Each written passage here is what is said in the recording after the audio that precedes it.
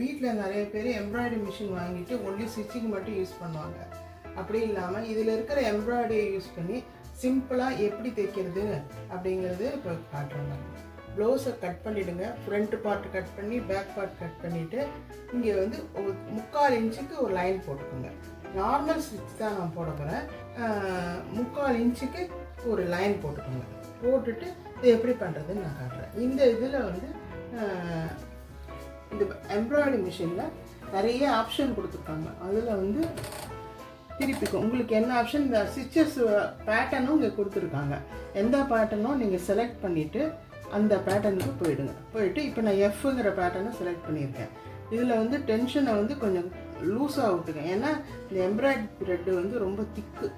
அதனால் அது வந்து ஃப்ளோ வரத்துக்கு கொஞ்சம் டென்ஷனை லூஸ் பண்ணிவிட்டு ஸ்டிச் நம்பர் 2 வச்சுருக்கேன் நான். இப்போ நான் எப்படி ஸ்டிச் பண்ணுறதுன்னு காட்டுறேன்.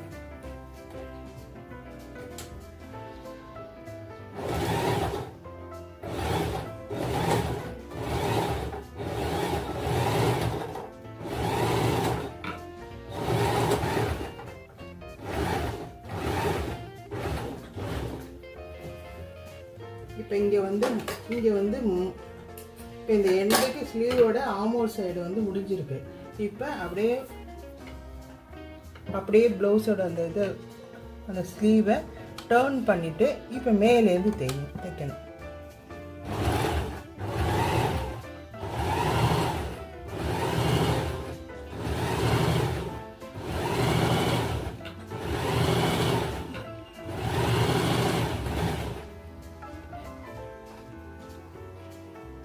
இந்த மாதிரி தைக்கணும். இந்த மாதிரி எல்லா லைனையும் தைச்சிட்டு உங்களுக்கு நான் காமிக்கிறேன். இந்த மாதிரி ஃபுல்லாக ஸ்டிச் பண்ணிகிட்டே வந்துட்டு இப்போ ஃபைனல்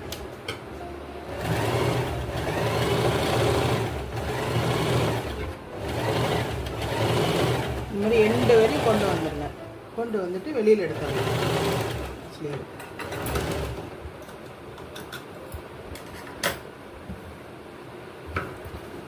இப்படி இருக்கும்.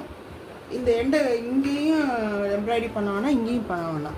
ஏன்னா அடியில் கையோட பேக் இன்னர் சைடு ஜாயின் பண்ண மெயின் ப்ளவுஸோடு ஜாயின் பண்ணும்போது இன்னர் சைடு இதெல்லாம் போயிடும். அதனால் இது மட்டும் போதும். இங்கே ஃப்ரண்ட்டில் மட்டும் அழகாக இருக்கும். சிம்பிள் அண்ட் நீட் ஒர்க்காக இருக்கும். நம்ம மிஷினில் நம்ம பண்ணோன்னு ஒரு சாட்டிஸ்ஃபைடும் இருக்கும். ட்ரை பண்ணி பாருங்கள். எம்ப்ராய்டரி ஃபுல்லாக போட்டு முடிச்சாச்சு. இப்போ இந்த கோல்டன் லேஸை இதில் எப்படி ஃபிக்ஸ் பண்ணுறதுங்கிறத இப்போ நான் காமிக்கிறேன். இந்த சைடு விட்டுருங்க. இது வந்து கீழே அடிக்கு ஸ்லீவ் ஜாயின் பண்ணும்போது உள்ளே போயிடும். அதனால் அதுக்கு தேவையில்லை லேஸு. இந்த இடத்துல மட்டும் ஒரு 1.5 இன்ச், இந்த பக்கம் ஒரு 1.5 இன்ச் விட்டுட்டு இந்த லேஸ் எப்படி அட்டாச் பண்ணுறதுன்னு நான் காமிக்கிறேன்.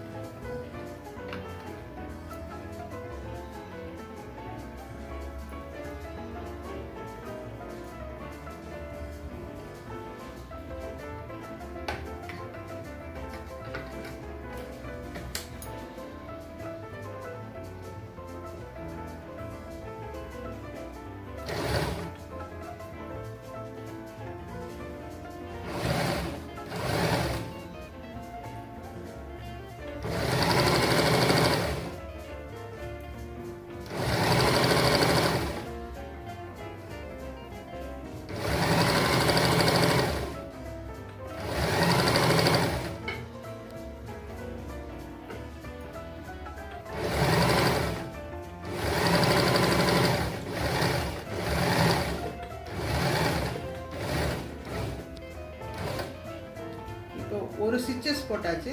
கிரிப்புக்காக ஒரு சேஃப்டிக்கு இன்னொரு ஸ்டிச்சஸும் போட்டுடலாம். அப்படியே ஸ்லீவை டர்ன் பண்ணிட்டு இப்போ போட்ட ஸ்டிச்சுக்கு ஒரு 1/4 இன்ச்சு தள்ளி அனதர் ஸ்டிச்சு போட்டுக்கணும்.